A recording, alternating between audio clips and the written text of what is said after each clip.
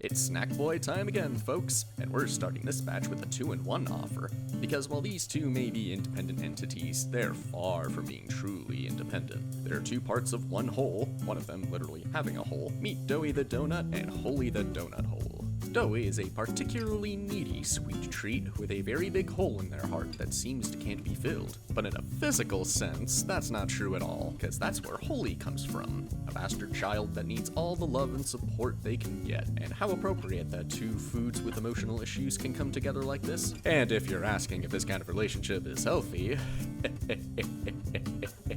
anyway, I previously brought up how Poppy was a messy one, but they've got some stiff competition now. Cheesy the Nachos.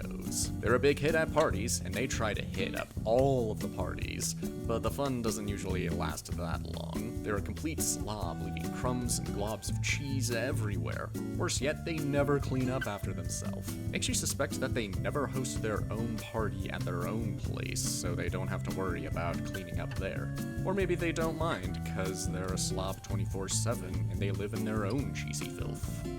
Discuss.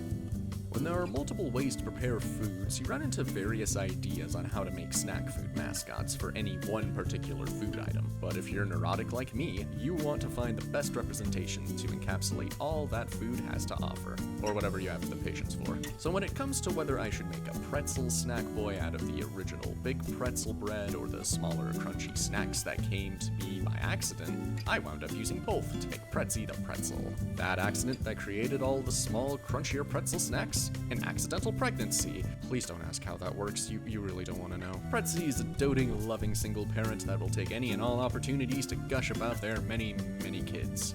You know the type. And with all those little tykes running around, you can't help but think that someone desperately needs a vasectomy. Again, don't ask.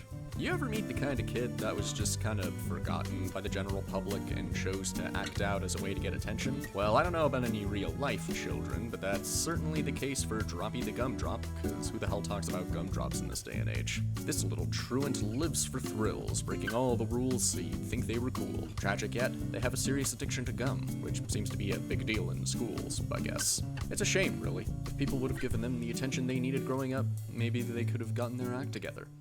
Okay, to be honest, I really wasn't sure what the best way to do making a gumdrop character would be, because, again, I don't know anyone that really eats gumdrops regularly enough. I was tempted to make them a gumball instead. That seemed to be a little easier to work with.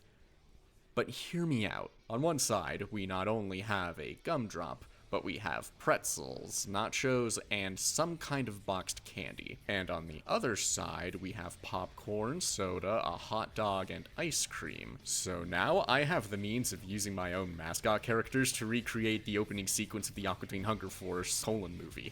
Come on, you know you want to see that as much as I do. Got another themed set of snack boys for you today. This time, they're all beverages. Unfortunately, we're getting another bad egg out of the way first. If you thought the politician was bad, I got something equally as evil. A capitalist. Leafy the Teapot is quite possibly the most traveled food or drink item the world has ever known. Globe-trotting from far to the east all the way to the expanding west. They've been part of many ancient rituals and traditions, taking quite a shine to Buddhism. But they are not fooling me. The real religion they pray to is that of business. Like Creamy if they were actually successful, Leafy is a titan in the business world, raking in a fortune no human being should ever achieve. Yet another mascot that makes me sick to my stomach, but that just means I have my own way to vent out my frustrations with modern society. I don't know if it's my age or my lack of social interaction, but I feel really out of touch with modern trends and memes, it seems. And then I see popular drinks like Boba the Bubble Tea. Yes, I know the name is lazy, get off my ass. And I'm even more at a loss. They're a product of their time, by which I mean today. A social media influencer making waves on the internet by being way more unhinged than you would think a person presenting themselves to the public would be. And I mean really unhinged. Like, holy shit. Why would you say things like this and post it onto the internet for millions of people around the world to see? Honestly, they'd make for a pretty successful VTuber if they went for it.